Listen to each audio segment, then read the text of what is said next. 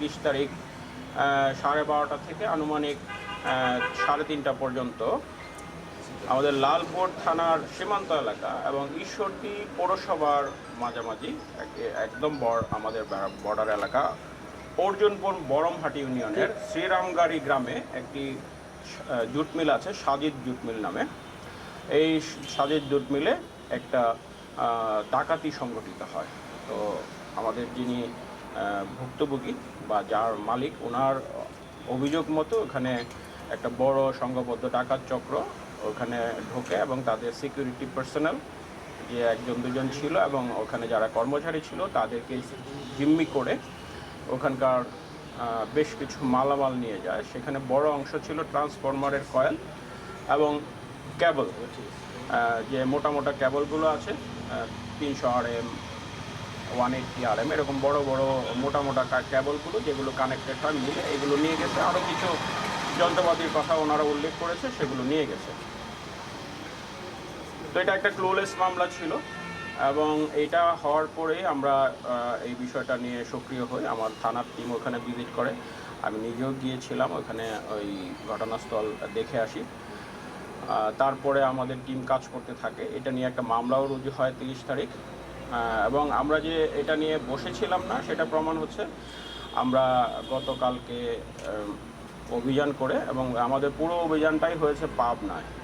আমাদের এখানে নাটোরের সংশ্লিষ্টতা খুবই কম।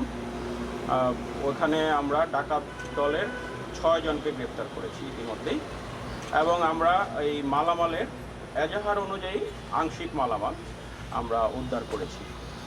তো এখানে ওরা এই মালামালগুলো ডাকাতি লুণ্ঠন করে নিয়ে যাওয়ার পর তারা এগুলোর আবার কেবলের যে ইনসুলেশন থাকে, প্লাস্টিকের যে কাভারটা থাকে, এইটা একটা চক্র আবার খুলে ফেলছে। খুলে ওইটা আবার একটা গ্রুপের কাছে, বাঙ্কারি ব্যবসা করে, যারা বাঙ্কারি ব্যবসা করে তাদের কাছে বিক্রি করেছে। তারা এটা আবার আরেক জায়গায় বিক্রি করে দিয়েছে। মানে এটা একটা সংঘবদ্ধ চক্র, অনেকগুলো পেশার লোক এটার সাথে জড়িত। এটা তারপর নিয়ে যাওয়ার পরে আমরা এই মালামালগুলো তাদেরকে একজন একজন করে গ্রেপ্তার করে একটা অংশ আমরা উদ্ধার করেছি এর মধ্যেই। সেটা আপনারা আমাদের উদ্ধার মালামালের তালিকায় দেখতে পেয়েছেন। এই লুণ্ঠন কাজে জড়িত যে একটা পিকআপ ছিল, ওই পিকআপটা আমরা জব্দ করেছি, এবং এই মালামাল বহনের জন্য একটি ভ্যান গাড়িও তারা ব্যবহার করেছিল, ওই ভ্যান গাড়িটাও আমরা জব্দ করেছি। এই পিকআপের ড্রাইভার আমাদের গ্রেপ্তার আছে, ভ্যান গাড়ির চালক যিনি, উনিও গ্রেপ্তার আছে, পাশাপাশি আরও 4 জন, মোট 6 জনকে আমরা এর মধ্যেই গ্রেপ্তার করেছি। আর পুরো চক্রটা সম্পর্কে আমাদের কাছে এখন পর্যন্ত যেটুকু তথ্য আছে সেটা নিয়ে আমরা কাজ করছি। বাকি যারা আছে এই ডাকাত সংঘবদ্ধ চক্রে, পুরো চক্রটাকেই গ্রেপ্তার করার জন্য আমাদের অভিযানিক দলের অভিযান অব্যাহত আছে।